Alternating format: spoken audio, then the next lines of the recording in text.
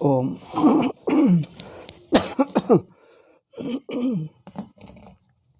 Om. Where is that? Om Guru Brahma Guru Vishnu Guru Devo Maheshwara Guru Sakshat Param Brahma Tasmai Shri Gurave Namaha. Om Narayana.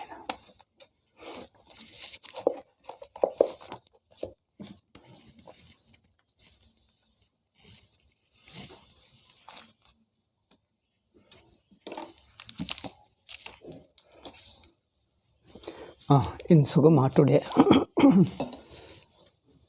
10th Friday, 10th February Friday. So Sugama.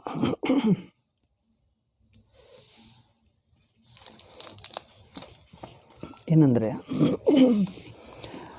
Adhyasa is Ananta. Ananta means endless.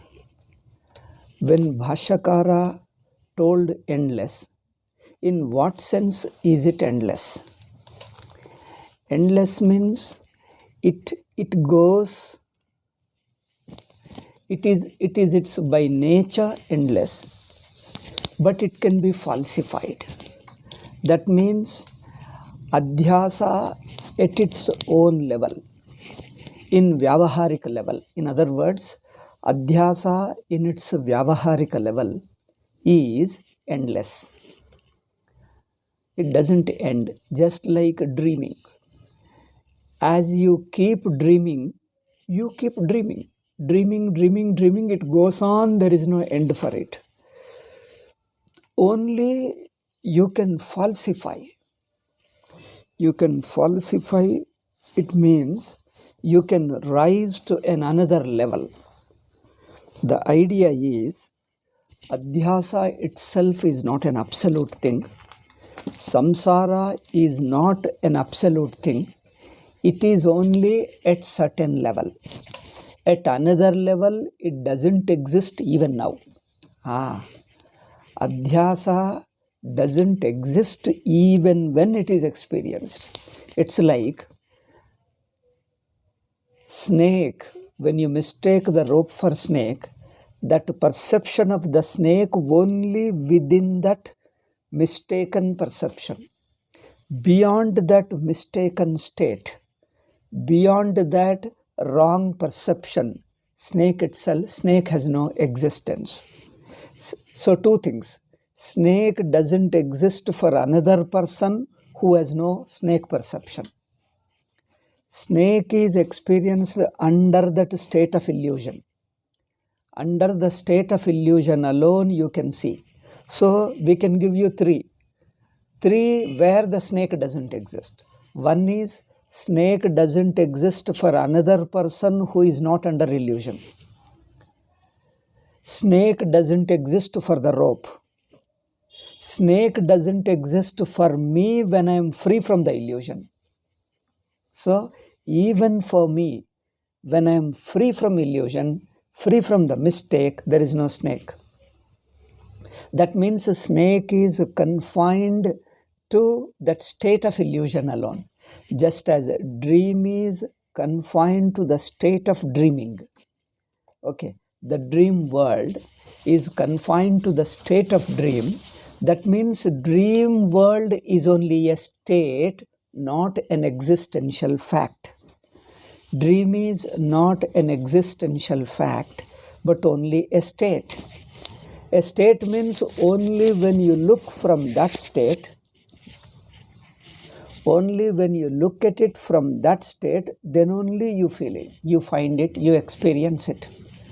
That means there is another experience which is beyond that state. That experience is not going to come at some time later. Even now, while you are seeing the snake, there is another level in you. There is another level in you. At that level, the snake perception is not there. Similarly, even while you are experiencing this samsara, this adhyasa, there is another deeper level in you. At that level, there is no samsara, there is no adhyasa. Therefore, this adhyasa is not your absolute state. Adhyasa is only a superficial state within you. It is only a superficial realm, a superficial state within you. Okay, like a wave. Take another example. Wave in a water is visible at the surface only. If you go little deeply into the water, just to go into the water, leaving the surface, there is no wave. Wave is visible only at the surface level, the edge of water, the surface level of water alone you can see the wave. Once you enter into water, even just 1 second, 1 centimeter, just leave the wavy level, that means edge of the water, go to the inside water, there is no wave. Even while you are perceiving the wave, it doesn't exist in another level. That means the very perception means a certain level. The very perception of the wave is not essential to water. Okay. Similarly, avidya, samsara, or adhyasa, whatever you call, is not your essential nature. It is not sticking to all aspects of you, all level of you. Samsara is not sticking to you. It is not intrinsic to you. It is not at all level of you. It is only a certain aspect, a certain level, which is only a wrong understanding. Only at that level you find adhyasa. But in your inner core, it doesn't exist. This is idea. Adhyasa is anadi anantaha. As long as you live at that level, you continue in that level, you continue to see it. It persists. Samsara persists. Ananta means what? It persists. It is persistent from the experience of adhyasa. As long as you are within the level of adhyasa, you perceive it. Because you are only in that level. But even that perception doesn't begin in time, doesn't end in time. And perception is not an action on your part that you keep on doing, and when you stop doing it, it will stop. It is not an action on your part. It is not a will. The adhyasa doesn't depend upon your will, because will itself is within adhyasa. The will, that is individuality. Individual cannot stop adhyasa. Individual cannot stop, cannot end adhyasa, because the very individuality is due to adhyasa. The very individuality is due to adhyasa, due to avidya. Therefore, a person who is the individuality, his willpower, will means a choice, a choosing. The individuality and his will itself is found in the wake of adhyasa, in the midst of adhyasa, or on account of adhyasa. Presupposing adhyasa, you find yourself to be an individual, and as an individual, you find yourself to be choosing things, actions, knowledge, and certain things. So by choosing, you can't put an end to adhyasa. By doing karma, you can't put an end to adhyasa, because the very karma is due to adhyasa, due to avidya. Therefore, ananta is by no other way you can get rid of. Only when you look at it from another level, like deep sleep. Two things here he gives. One is the knowledge, another is deep sleep.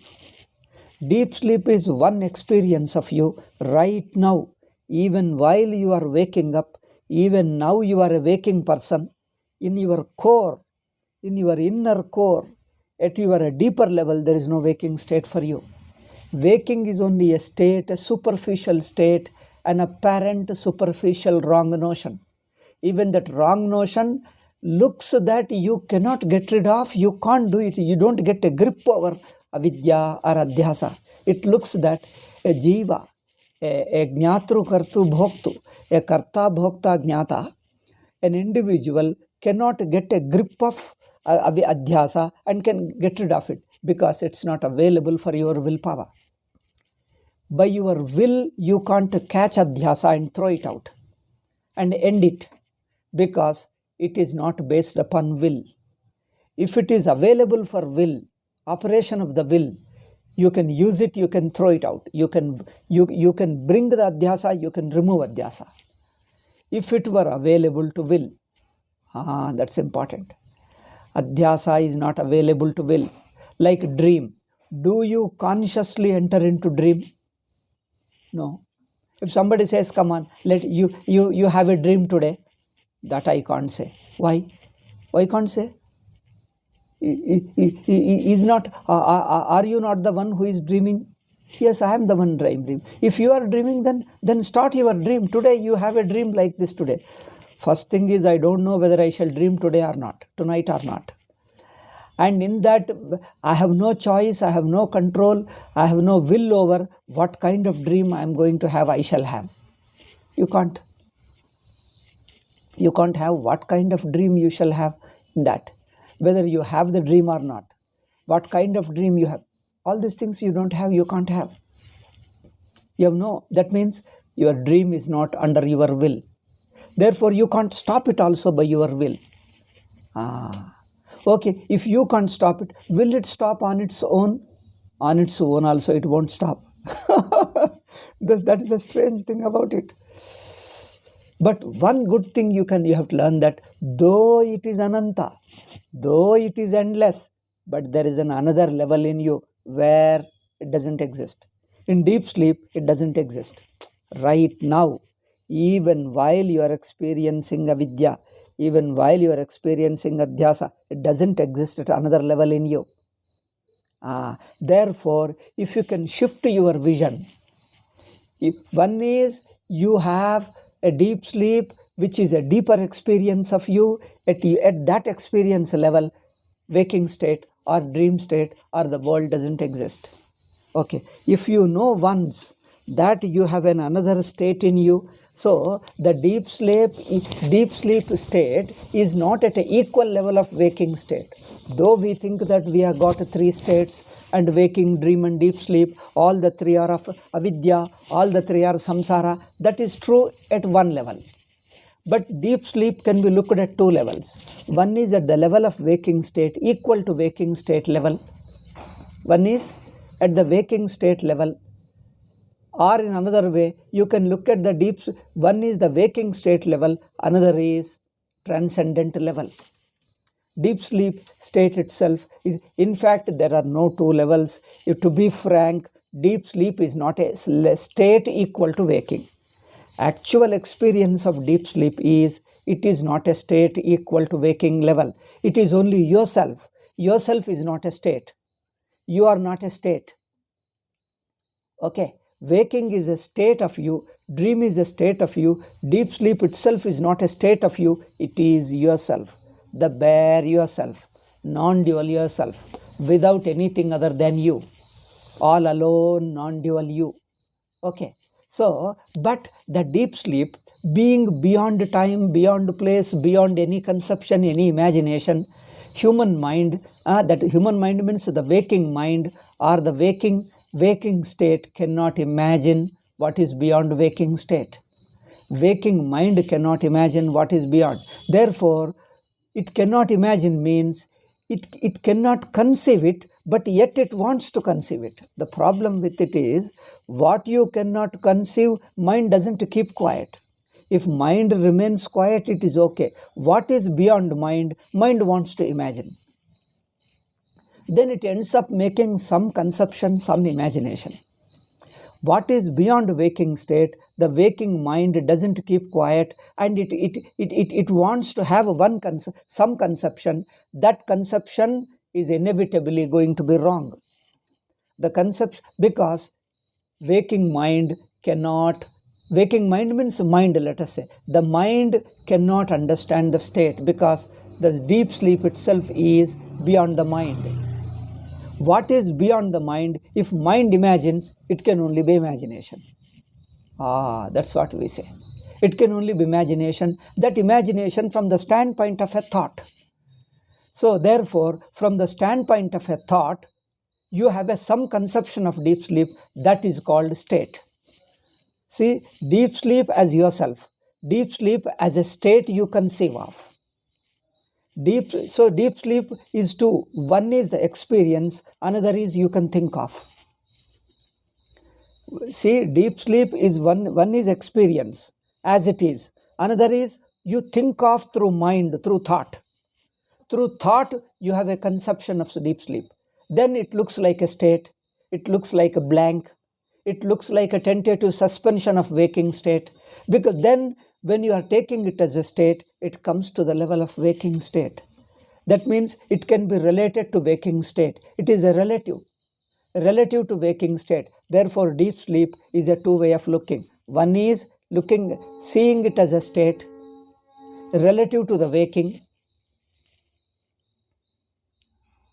I have a very bad habit of speaking very fast and getting tired soon.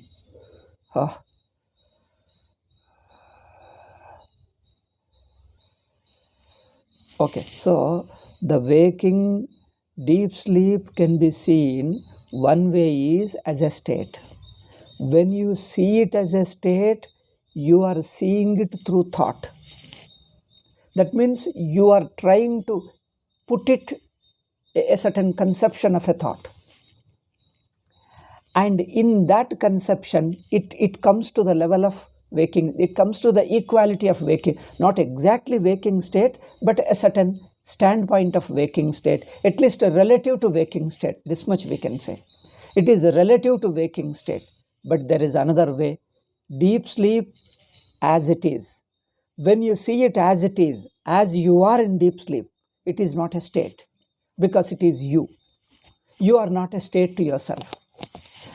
When you are not a state, deep sleep is not state, then it is not at the level of waking. It cannot be compared. It cannot be seen as relative to waking. It is unrelated to waking.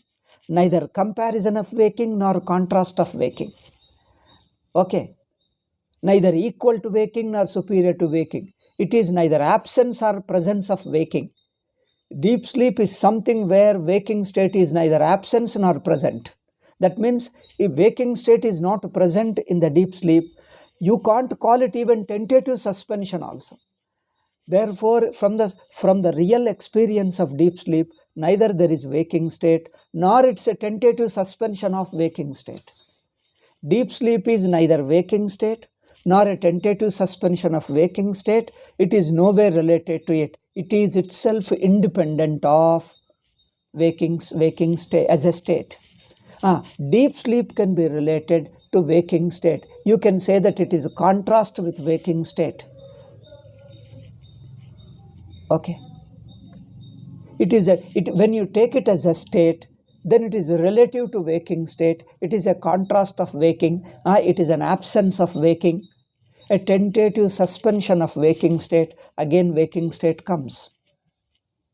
Then this is called, you are looking at deep sleep not as you are in the sleep. Looking as a deep sleep as you are. That is one. Another is as you conceive it through thought. Through thought, you imagine, you explain. One is being is one, another is explaining about it is one other. What you are is beyond expression. When you have to express it, when you have to conceive it, it becomes a state. You understand? People say, is deep sleep state or not? You people, Sachidananda Swamiji followers say it is not state, it is not state. But Upanishad says that avasthatraya, Shankaracharya, avasthatraya, when you say deep sleep is a state, then you say it is not a state. Oh my God, this is a difficult thing. Those who have not listened to our talks, our means our Sachidananda Swamiji's tradition, they won't understand this thing. They've got only one way of thinking. Only way. Like the Jesus only way, this is also one Abrahamic way. Of post Shankarites have got only one way. They don't imagine any other things.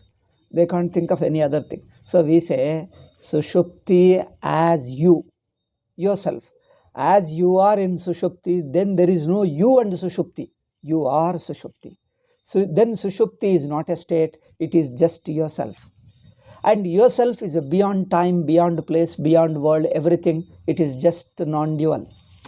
Brahma, in other words, Sushupti is synonymous to Brahma. It is self-existing. You don't need proof from others. How is the deep sleep? Do you need any somebody's explanation? Do you need how is deep sleep? Even illiterate person can say what is deep sleep. Okay, say means he can experience. Saying is different again. See, experiencing is one. When you are asked to explain deep sleep is beyond thought, beyond expression, beyond conception. Yato vacho nivartante aprapya manasasa. It is beyond vak and manaha. Avang manaha. Beyond vak, beyond manaha. Beyond expression, beyond conception. What is beyond expression, beyond conception is yourself, bare yourself. But when you conceive, it becomes a state. That's all we mean. Okay? Therefore, one way is you can say there are two ways of looking, but another way say there is no two ways. One is the original, another is another way of looking. That's all.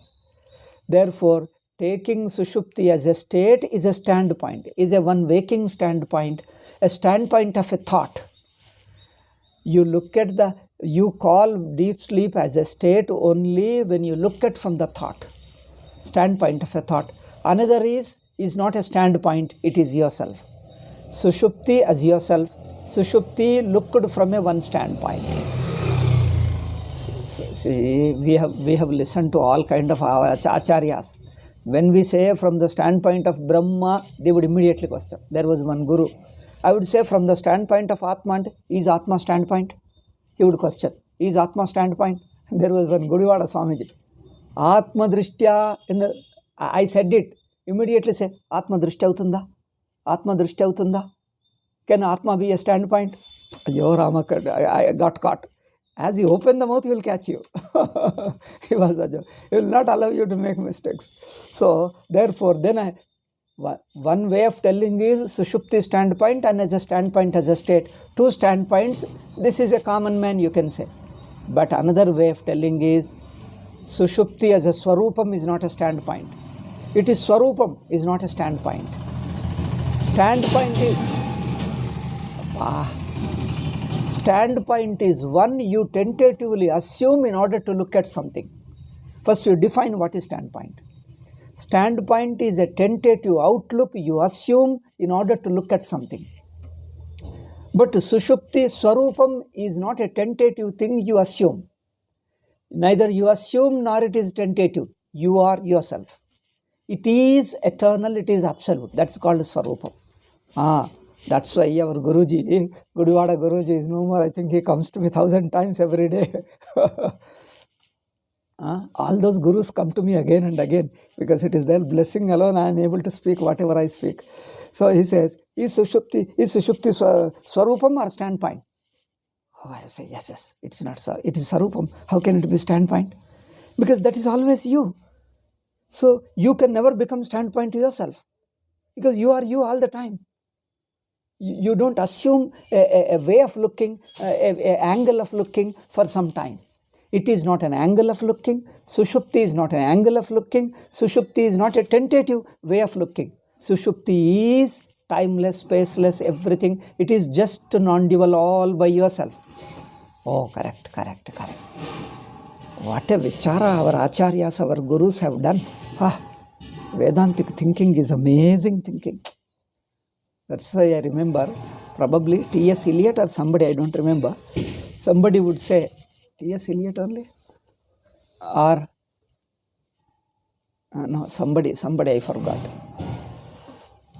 Some European, a British man, he says, the Indian thinkers, rishis, philosophers are so great, so high, so deep in their thinking that compared to them, our greatest philosophers of Europe look like children, he says.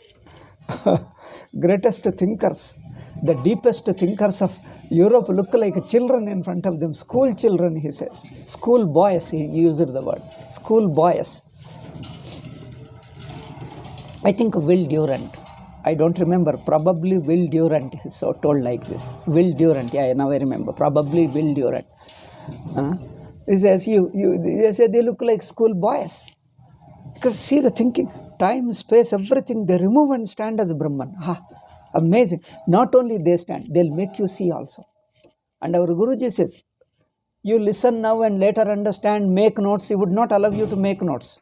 He would not allow you to record also. There was no cell phone, YouTube and all that. There was only tape recorder. Once we tried to get with a great difficulty and try to record, he would not allow. And he says that right now you should understand Brahma. You ask me what is your doubt? I'll show you right now you are Brahma. Right now I'll show you how there is no world for you. You are Brahman. I'll show you right now. Ask me. Ask me right now. He was such a person. I say, is there a world? Show me. Show me where is the world. Oh my God.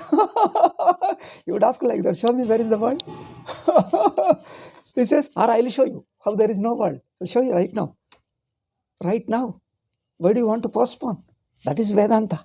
You have to understand it right now. So this is the thinkers, they have it. Where is the world? Therefore, their thinking is to see how you are free from mind. You are the consciousness. There is no mind for you.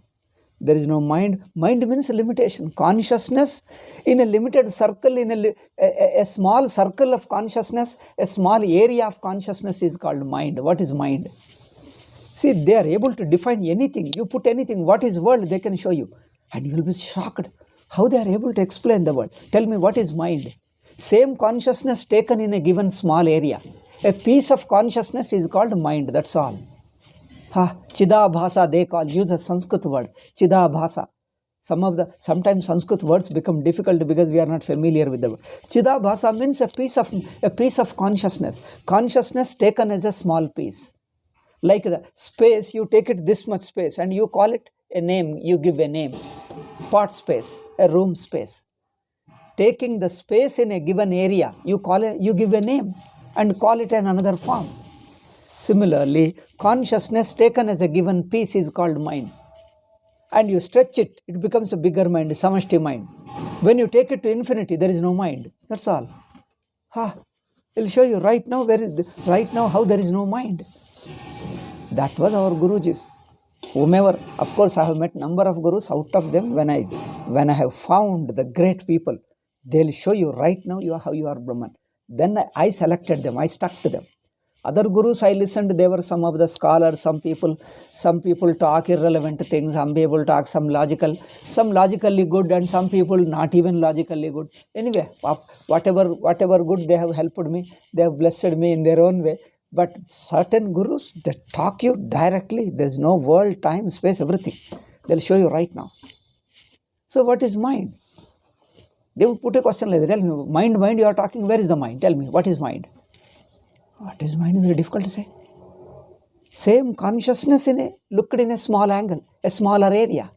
Take up a small area of consciousness is mind. Then why do you want to take a small area when you are the whole consciousness? So you are the whole consciousness, out of which one aspect of you, a small piece of you is mind. You look at yourself, the whole, there is no mind. You are you, the whole consciousness. Then tell me, where is the world? You will put a question in such a way that you will not be able to show the world. His very putting a question removes your world. He puts a question in such a way that very question makes you see that there is no world. World disappears, that's all. There is no world right now for you. That was our Gurus. Not one. I met several Gurus. All of them were equally like that. All of them were like that. They're amazing understanding. Anyway, Guru Smarana is no way different from your Atma, because they are Atma, and that is Vedanta. Vedanta, Guru and Atma. Ishvaro Guru Atmeti Murti Bheda Vibhagine. There is one shloka. I use it to say it at the beginning of every pravachana. Ishvaro Guru Atmeti Murti Bheda Vibhagine. Guru, Atma and Ishvara. Ishvara means Shastra. Ishvara. Vedanta, Guru and Atma. These three are only one. There are no three. As long as they are three, you have not understood. When you see all the three are one, you are the Shastra, you are Guru, and you are yourself. You are yourself. All the three become one. In fact, they are one. It is only due to misunderstanding you start seeing them as three. You remain Atma, you are seeking teaching from Guru, and Guru is teaching you. Okay? There is a teaching, there is Guru, and you. All the three keep on struggling in a poor fellow in the samsara. But the very struggling itself is a foolishness. There is nothing. There is no, in fact, the very struggling and samsara and then working, all this looks a foolishness. There is nothing but foolishness. Otherwise, what meaning is there? What meaning is there in this struggling unnecessary? There is no problem and keeps on worried about it. Worried for what? There is for no problem. You worry because there is no problem. There is no problem at all. Where is the question of worrying? Even the worrying has no meaning. But the meaningless worrying we do. It looks so ridiculous. But that's how it is.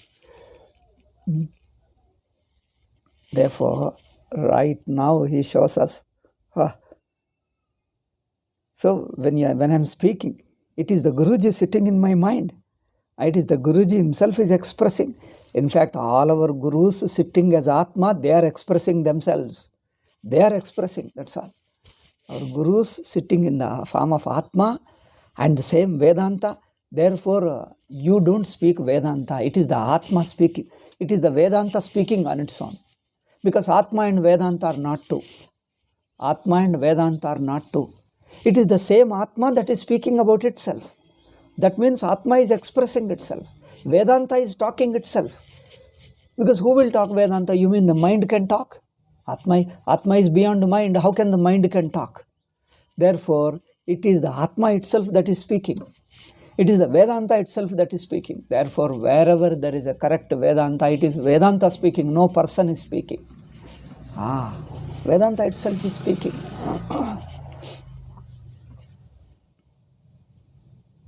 Therefore, see, avastha, avidya or samsara is ananta. We are discussing that ananta point. We are stuck, I think 2, 3, 4 classes are over. Still we are discussing the same point. I hope I shall conclude today. 10 minutes are there. Let me see. It is the manana. Ultimately, manana. Point should become clear. Until it becomes clear, you keep on observing, keep on doing vichara. There is nothing like Atma vichara in life. Nothing like contemplation, nothing like Atma vichara. Okay, so Adhyasa drishtya, this one sentence we are discussing on in the last 2 to 3 classes, only one sentence of Swamiji. And you can see, to write this one sentence, what a depth Swamiji has. He says casually, sentence by sentence, and each sentence takes for days together for us to think. And he says so casually. See, each sentence, in one sentence, we keep on discussing for 2 to 3 days, 4 days classes. And see the Swamiji's depth. Adhyasatva devachasya yavat swapa badhaka jnanodayam anuvrittihi adhyasa drishtaivacha anuvrittihi badhavapi. Therefore, this adhyasa or samsara is only ananta. Ananta means it continues. It continues. Now, next point now. This much we have told. Now, the next point is, even to say that in Sushupti there is no world, in Sushupti there is no avidya, even to say this, we are again taking the waking standpoint and talking. See, we are still taking Sushupti as something beyond waking. Okay, it is true, it is beyond waking. But even to call beyond itself is again, reference is there from waking. That means from the standpoint of waking, you are looking at sleep and calling that Sushupti is beyond. But Sushupti itself is not beyond.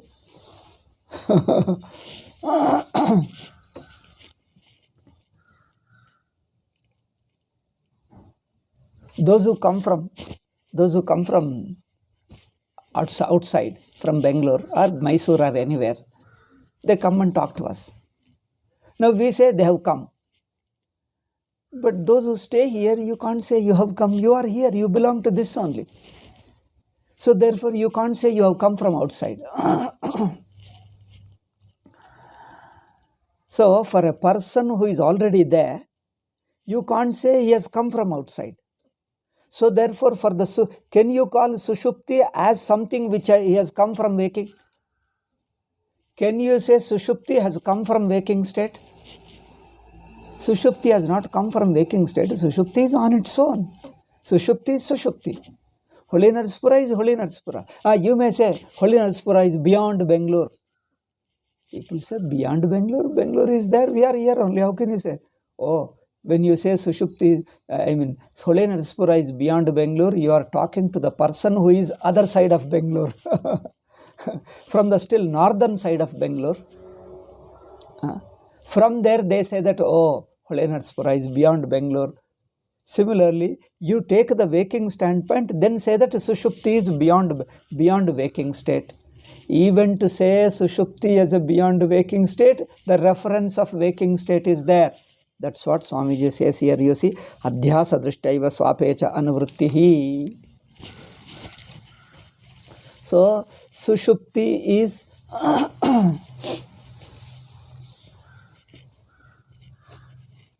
in fact, Sushupti is not beyond waking. Sushupti is Sushupti where there is no waking. That is the actual experience of Sushupti. But there is another way, as I told you. Sushupti can be seen as a state, but actually you are the Swarupa is not a state. Sushupti as a Sushupti is not a state, but it can be looked upon as a state from the standpoint of thought. Okay. So, most of the means all ordinary people, those who do not understand Vedanta, do not know Vedanta, they look at Sushupti through thought. When you look at Sushupti through thought is avidya, thought is adhyasa, then it looks that it is a tentative state of suspension. It looks that waking state is tentatively. That's why you see, you talk to a common man. Oh, Sushupti is a state, he says. Why do you call state? You ask him. Why do you call? Yeah, after all, it is no doubt, it is a state only. Obviously, it is a state, he says. State? How do you say state? Because it is a tentative. Oh, you mean tentative? Yes, it is a tentative. Why do you call tentative? You ask him. Why do you say Sushupti is a tentative? Because I am not all the time in deep sleep. I am not all the time in deep sleep. If I am all the time if I were all the time in deep sleep, I would not be in the waking and talking to you. I would not have lived in waking state and talking to you. If I were all the time in deep sleep, there would not be waking state, I would not have spoken to you. I am talking to you, I am listening to you only because I am in the waking. So, as a waking person, when you look at deep sleep, what happens? For a while, I'll go to deep sleep and come back. Isn't it? Then deep sleep looks like a state. State means a tentative experience is called state. What is state? A tentative. Anything a tentative experience is called state. What is not tentative? What is eternal? What doesn't come and go is Swarupam. Swarupam and state, there is a difference. Okay, Swarupa and state. Swarupa is not a state because it doesn't come and go. It is not limited. It is not narrow. It is yourself all the time there. State is a tentative. It comes as an experience, stays for some time and goes away. Again comes. So therefore, people, those who are in the waking state or those who have got too much of samskara of waking state, those who have not done much Vedanta Vichara, those who have not understood the Sushupti as a Swarupam, but they take it as a state. This is how the common man does. Common man takes it as a state because he is still looking from the standpoint of thought. Thought means waking, dream and deep sleep. All put together is thought. Okay, all put together is thought. Waking, dream and deep sleep as a state, 3 states. All 3 states put together we are calling as thought. Waking means only waking. Waking is a thought. Dream is a thought. Deep sleep is a thought. Thought means all the 3. Okay. Thought means all the 3. There are 2 ways of talking thought. Thought means as a waking individual, when you think of certain things within the waking state, that is thought. Okay. Thought, the word thought or the word thought and mind are synonyms. Mind and thought are synonyms, but they are used in three different levels. Mind or thought, both are synonyms, but this mind or thought used in three levels. One is mind or thought means as an individual within the waking state or within the dream state, either way, either waking state or dream state, you exist as an individual, think of certain worldly things, perceive them, think of them. When you think of certain objects one by one, certain things one by one, when you entertain certain thoughts one by one, that is called mind or thought. This is one meaning of mind or thought. Second meaning of mind is the waking as a state is mind. Okay, waking as a state, dream as a state, deep sleep as a state. Three states, each state is a mind. Each state is mind or each state is thought. This is the second meaning. Third meaning is all the three states put together is thought. I don't know, do you see this? Vedanta, when it says, see in Vedanta, mind, vritti we say, but vritti, there is a different, they are talking at different levels. Swamiji has observed this. In Shankara Bhashya, Shankara uses in different meanings. But Swamiji explains that. Otherwise, directly you read Shankara Bhashya, you get confused. Swamiji observed it and he made the difference. Mind is spoken in three levels. One is an individual mind looking at things and experiencing, seeing and understanding. These are all normal. One by one, part by part, small mind, which individual possesses and uses. A jiva possesses and uses. Pramatru uses and possesses. This is one mind. Second is waking as a state, dream as a state, deep sleep as a state. Each state is mind. Okay, this is the second meaning. Third meaning is all the three states put together. Entire avidya, entire adhyasa is a vritti. Therefore, adhyaso mithya pratyaya. This is the third meaning. When we say mithya pratyaya, we mean this third meaning. Okay. This third meaning means complete mind, complete pratyaya is avidya or adhyasa. So, mind or thought means three levels. You remember, according to the context you apply, you will understand. It can only be three, not beyond three. It can be many more, but for Vedantic purpose, these three are enough. They may give many other explanation in worldly parlance, in other play.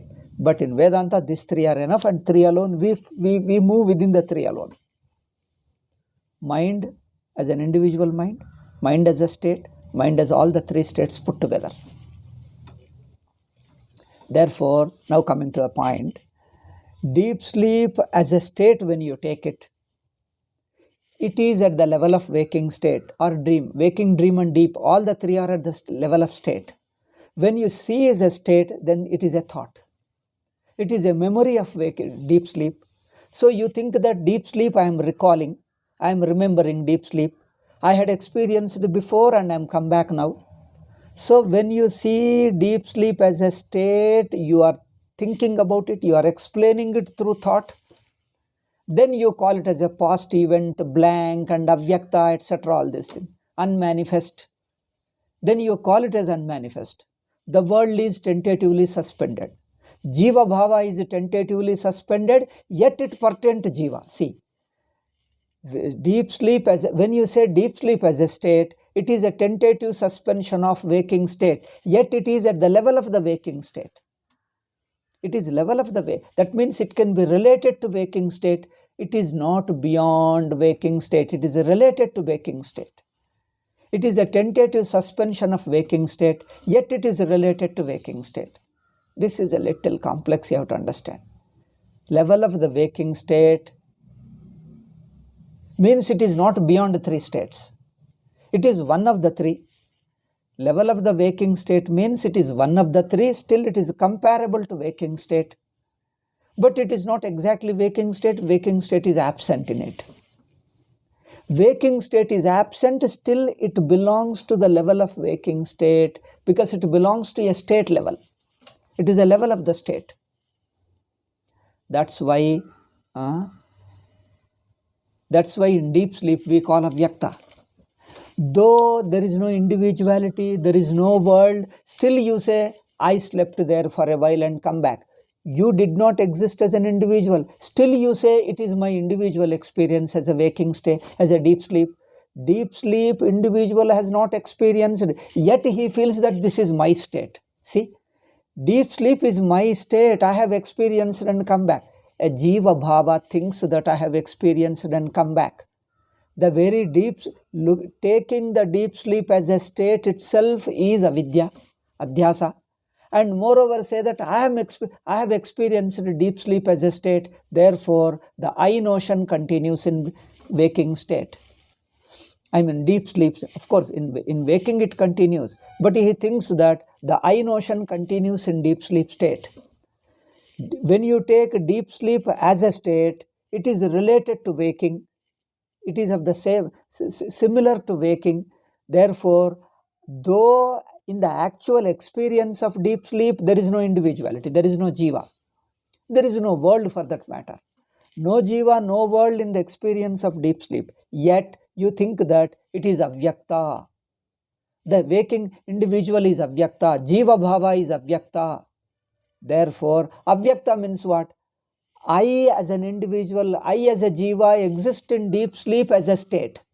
Deep sleep as a state when you take it. I exist in the sleep state of sleep. I exist bare myself, all the world is tentatively suspended. I remain as a jiva, avyakta jiva, and again I wake up. I remain as an avyakta jiva because you are not able to imagine that you cease to exist. He says, I cease to exist and sleep and I again come back. See, I cease, but I again come back. That means that thought of I still is related to that. This is the confusion because of waking standpoint alone. In the waking individual is jiva. Jiva doesn't exist in deep sleep, yet he thinks that I alone slept well and come back. I alone slept and come back. See, that means this I-ness, I notion, the individual jiva is imposed upon sleep as a state. That means it is, when you take sleep as a state, still you feel it is related to aham buddhi, related to jiva bhava. You take it as an tentative suspension of waking state, but still jiva bhava continues. Because I myself sleep for a while and come back. Okay, therefore, it is the waking jiva bhava alone is imagining that I sleep there for a while and come back. I tentatively go there without the world and I come back. But I remain, that aham buddhi remains in some form. This is only imagination, it is not there. In the actual experience of deep sleep, it doesn't exist. That's why I told you, sleep as an experience, sleep as an interpretation. It is your waking mind interpreting that it doesn't exist, yet it exists. Waking world is tentatively suspended, yet the waking individuality remains in some invisible form. In some invisible form remains at the bottom of it, somewhere in an invisible form, somewhere in a what you call unconscious form, and again you come back. When a person becomes unconscious and goes to coma, do you see the person is there or not? You ask him, were you in coma?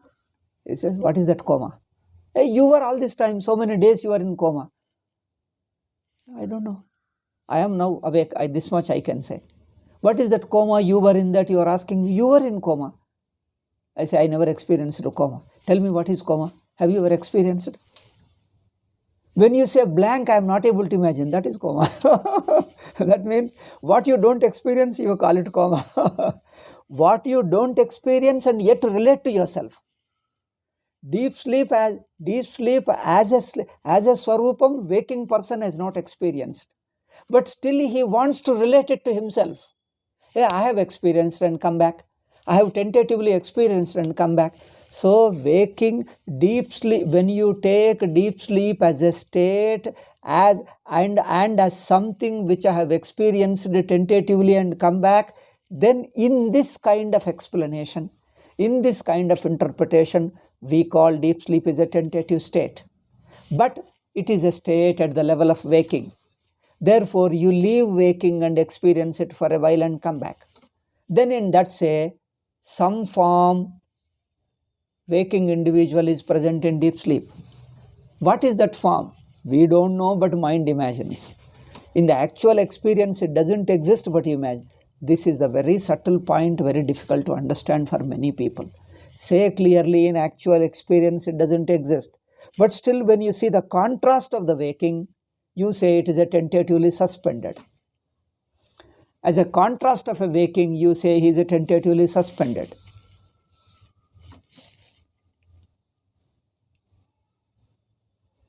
When you come from Bangalore, 3 people have come from Bangalore and see me also as a 4th person. And that person says, oh, we all have come from Bangalore. And this person has to say, hey, why do you include me also? You 3 people have come from Bangalore is okay. Why do you include me? Because when we are talking at the same level, he includes it. Similarly, he says, sleep also is a state. When you say a state, it belongs to Jiva Bhava. Therefore, that Jiva Bhava is Adhyasa. Therefore, in Sushupti, there is Avidya. Avidya means thought. When you are taking Sushupti as a state, you are taking Sushupti as a thought. When you take it as a thought, though in its real experience there is no state, there is no thought, yet when you take it as a thought, still you say that it is from the standpoint of Adhyasa. This is what Swamiji says. This one sentence of Swamiji is very difficult to understand. You need to understand it properly, or better go to Guru who can explain to you. Otherwise, many people will misunderstand this thing. Adhyasa drishtaiva cha swape anuvrittihi. That avidya continues. Samsara continues in deep sleep. You think like this. Samsara doesn't go away by going to sleep. It is tentatively suspended, but it doesn't go away. It is suspended, but doesn't. When it is suspended, see, when you go to your working, you take holiday for 5 days or 1 month. When you take 1 month holiday, you are working as somebody somewhere, some officer. When you take 1 month holiday, do you say, I am not officer? I asked you, then why didn't you go to office? No, I am not gone. Then you are not that office. You are not an officer. He says, no, I am. But if you am, why didn't you go? Because I don't go for 1 month. That means 1 month you are not officer. Yes, 1 month I am not officer, yet I am officer. Similar to this.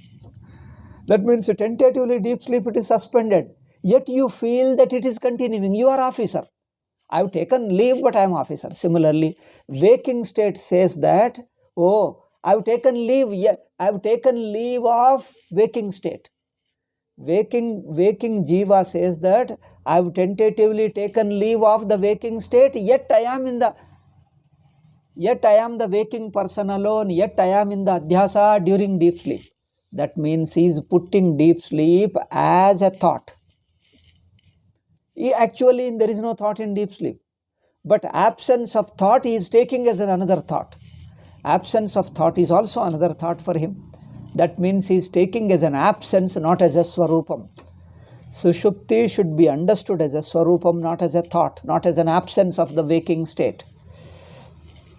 Okay, therefore, adhyasa drishtaiva, this one I am explaining so much because that sentence you have to understand. I don't know, hoping that, thinking that you are holding the book. If you are not holding the book, I think I can explain generally and go ahead. I can skip the sentence and go. Give the general idea and go. Probably you are holding a book and when you read it, you may think that I am skipping. So to tell you, some portion I have really skipped. I remember it. I have to explain it. Because that Vivarana Prakriya of Samanya Vishesha Bhava, he divides Samanya Vishesha Bhava. I will explain because these points are required to help you to understand that Samanya Vishesha Bhava. How Samanya Vishesha Bhava is a wrong kalpana. Because to understand somebody's wrong prakriya is more difficult. To understand truth is easy. To understand somebody's misunderstanding is more difficult. I remember. What is that? It is a 54th point, this paragraph. I touched it and skipped it. I remember it, I'll touch it. So after discussing this point, this Anadi Ananta when I discuss, I think this Anadi Ananta when I discuss, then it becomes easy to understand. then I'll explain again. I remember it, I'll not leave it. Swamiji's nothing is worth leaving. Everything has to be contemplated. Here, Swami, since you must be holding the book, therefore, see, Adhyasa drishtaiva swapecha anuvrittihi. This one word, one phrase you have to understand. That's why I'm explaining all this. Adhyasa drishtaiva. From the waking standpoint, you are extending the waking standpoint into the sleep. Though sleep is something beyond waking. That means you can't refer, you can't take a standpoint and explain it. Yet you explain from the waking alone. You are stretching the waking standpoint, or in other words, imposing the waking standpoint on deep sleep. Okay, stretching the waking standpoint or imposing the waking standpoint on sleep. That's why we say it is from the waking standpoint alone. You say that Adhyasa continues even in deep sleep. So it is only a tentative talk. A tentative talking, you say that it is continuing. Otherwise it's not. Yeah, mugilak bandide. Just finish it in 1 minute. 1 second. So still we are extending the waking standpoint. Therefore you see that though it is not directly experienced, the individuality, Adhyasa as a Mithya Pratyaya, directly not experienced in deep sleep, still it continues. Why do you call continuous? Because you are taking deep sleep as a state. State is a thought. Thought means a part of Adhyasa. In this sense, you are imposing it from waking state, because deep sleep is taken as a state. The state is only imposition from the standpoint of thought. That's why you say that it is also due to Adhyasa. Okay. In this sense, you can say that deep sleep as a state is Adhyasa. This is what our post-Shankarites are missing. They are unable to understand. Okay, we'll continue this in the next class. This is a bit difficult for them. Once again, I will explain, because those who come with because Mula Vidya Prakriya, they find very difficult to understand. Therefore, this needs to be explained once again. I'll do it. Om Shanti Shanti Shanti. Hari Om Shri Gurubhyo Namaha. Hari Om Tat Sat.